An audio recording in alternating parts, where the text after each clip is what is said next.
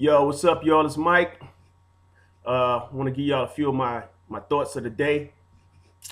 Um, the revolution will not be televised, meaning that the winner of the war will only tell their side of the story. You can do your research on that part.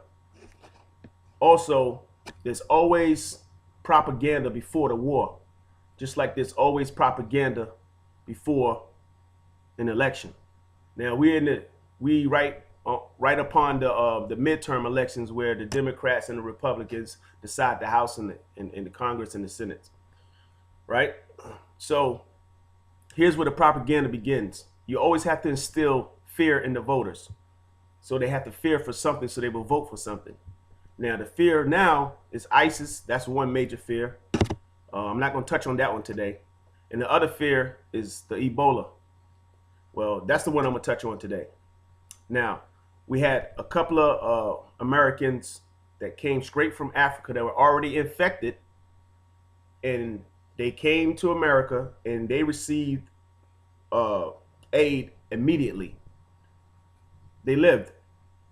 The African American uh, man, he was not even diagnosed yet as having Ebola, just a few symptoms. So now he did, they noticed he had the symptoms and he did have it.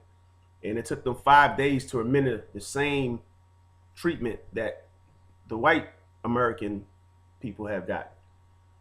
What they said in the hospital was that medicine wasn't proven to save lives. Oh, but it saved their lives, but it can't save his life. See, that's propaganda.